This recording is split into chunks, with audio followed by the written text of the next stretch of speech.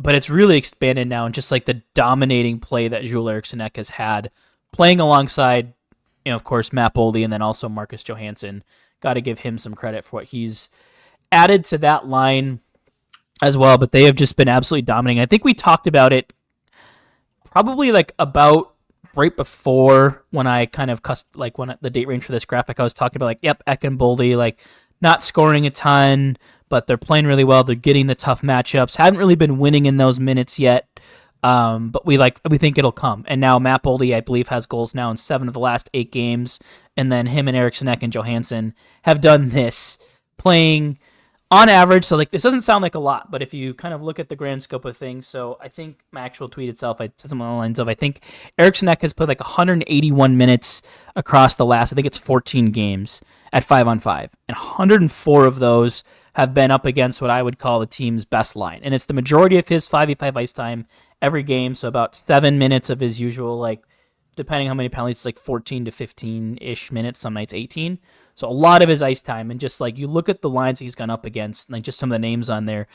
JT Miller, which we talked a little bit about his laziness, but he's still a good player.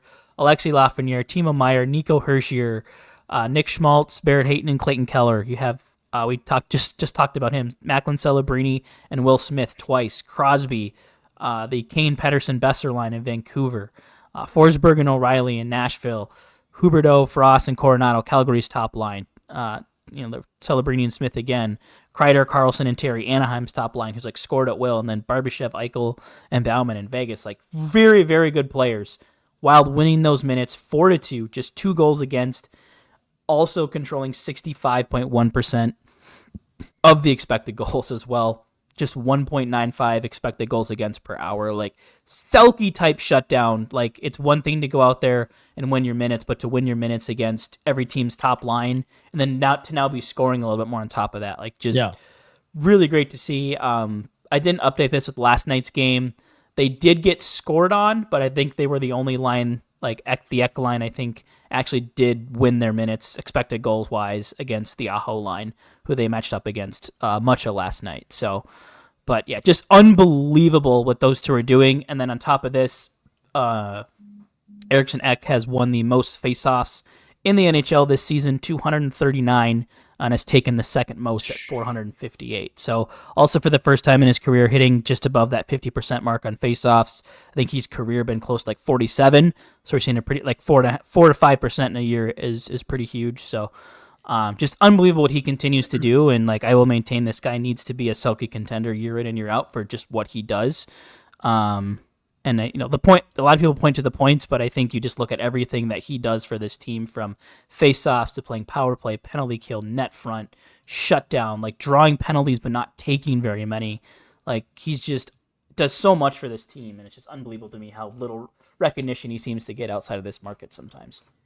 Yeah, and I think it was a slow start for everyone, particularly him offense-wise, but now that, this is what Eriksson Ek does best. And the points are going to come with him parked in front of the net, and he's talented enough where he's going to have breaks and he's going to have good bounces. And yeah, it's not going to be maybe a 60-point year, but he's still going to be fine.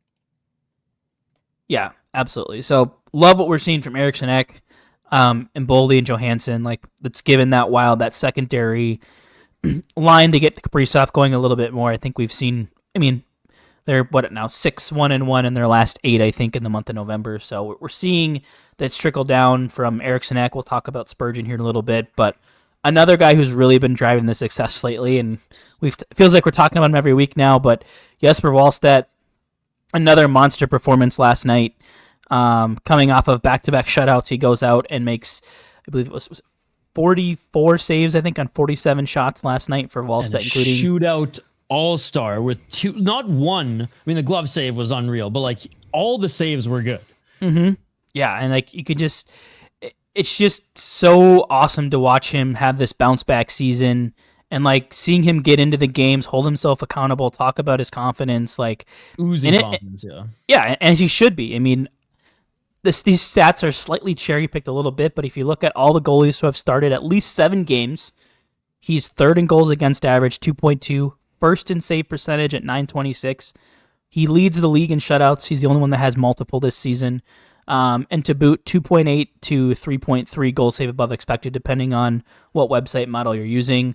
19th overall, 15th on a per game basis. Like all the parts of a top 10 to 15 goaltender to start the year. And, I think it's easy to look at Philip Gustafsson on the other side of this, and I think his goals against is above 3. His save percentage might still be below 90, but he actually has more goals save above expected. Like the Wild have just objectively played worse in front of Gus than they have of Wallstedt. But I think I talked about this a lot. I think even a little bit last year when the Wild would, like how the Wild would seem to defend playing in front of Gustafsson versus Fleury, and just sometimes when your goalie is seeing pucks, swallowing rebounds and stuff, you can tighten up defensively, get things going a little bit more, versus if your goalie's maybe struggling a little bit, maybe you play a little more frantic, you're throwing pucks a little bit more, struggling with those rebounds, those types of things. And I don't think that's the issue with Gus, but it just seems for whatever reason the Wild have had their worst games have been with Gustafsson in net, outside of the one Wallstedt start against San Jose. That was kind of a mess. But just awesome to see what he's been able to do, like just making, and it's just big saves. Last night, I think we saw some timely ones. I mean, Carolina fully deserved to win that game.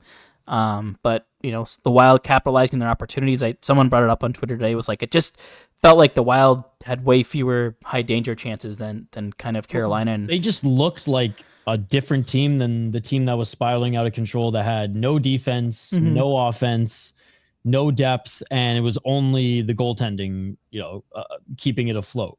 Whereas now it's like, yeah, okay, Carolina definitely played better in the second and third, but it didn't look like the Wild collapsed like they did earlier in the season, and they just looked like a good team. And it was like, imagine if Johansson didn't bumblefuck the puck a couple times or like hit the net. It was like maybe we're talking about a completely different game in the second period.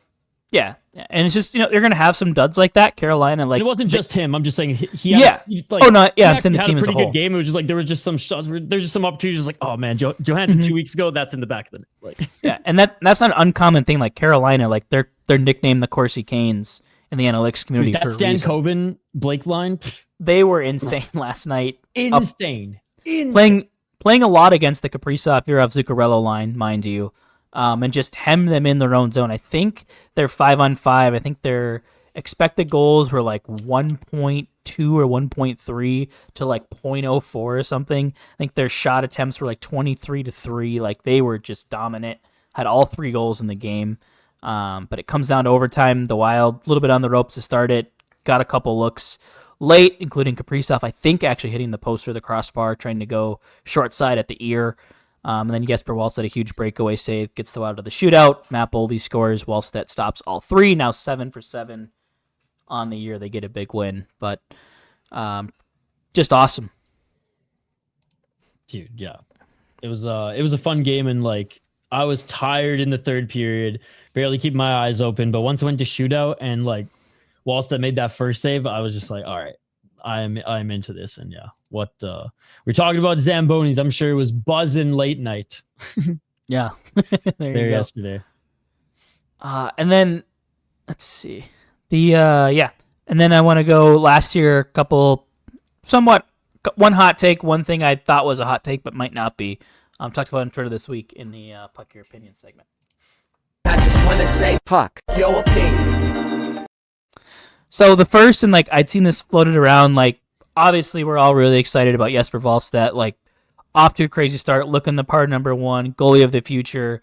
And there's been this discourse of like, do the Wild regret extending Gus? Like, should they be trading Gus? And I was like, so I tweeted today, I was like, with the unpopular opinion of like the guy standing straight up, like the kind of thing. And I was like, my opinion was like, the Wild have no reason to trade either of these goalies right now.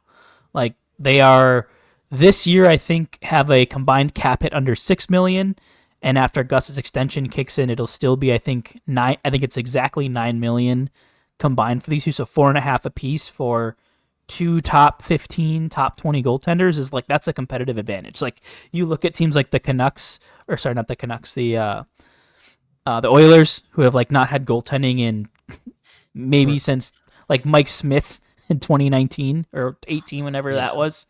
Forever ago. Like I'm sure they'd love to have even one. To have 2 was a huge advantage for the Wild. And like, yeah, obviously if the offer came around where you're getting, a top line legit player, sure, maybe then you you have to think about it, but there's no reason to like go at a top 6 guy or something at the expense of what these two are doing. I think it's awesome to see like these two are clearly pushing each other. Like I think, as right when Wallstedt I think got the first shutout, a lot of people, and then had the second one. All people like, Gus should start again, and like, nope, we need to go back to Gus. And Gus comes in. I think they lost the game, but he was not the reason. I think it was like 2-1 in overtime, and he made a lot of really good saves in that one. Like looked much better, and then in his last start as well, in the first of these back-to-backs over the weekend, I thought he looked great again. Like you're seeing him like Elliot, like, hey, if I want to keep playing games, I need to elevate. And Wallstedt on the flip side, that's like, hey, I know Gus is going to be pushing. If I want to keep playing games, I got to stay on top of my game that it's at. So I think sometimes maybe where last year, if you're Philip Gustafsson, you're struggling. You're like, well, that's Fleury behind me. He's never going to play more games than I am, like at this point in his career. So like maybe you don't feel that pressure to bounce back as much. So I think the competition is good in that sense. Yeah, and I mean, we've seen we've seen so many teams, not even theoretically, we've seen so many teams ride a goalie, and we've seen a lot of teams be successful with that, but that was 10 years plus ago. Like, what was the last goalie to have a 70 start season? Was it like Talbot, maybe? Like, I think it was. Yeah, either or maybe Hellebuck. Yeah, Hellebuck. Hellebuck's like kind of the exception, but look at the playoff or lack thereof. No playoff success. Sorry, success he's had in the season, but no playoff success. I think back to like even when like Luongo and Corey Schneider were a duo, like Luongo still played 50, 60 plus games. Swayman and Allmark were like awesome for that tandem for the Bruins. I know it always goes down to like how much you're paying your pair, but like dude, I've been like, before I even followed hockey like as an adult, even just as a kid, it just always seemed like it made sense that if you have a good tandem, you have a better chance of making the playoffs, and you have depth in the playoffs. And maybe sometimes you have to bite the bullet off or financially for that. And we like, thank God the cap's going up where like it's a little bit more realistic. And I know this Wild team has had their finances strapped for a while, and even now a lot of the money's tied up into older players. But I feel like if you invest in both of these guys, you have one position where if one goes in a funk like now, you can still not only just like stay above water, but like continue to tread forward.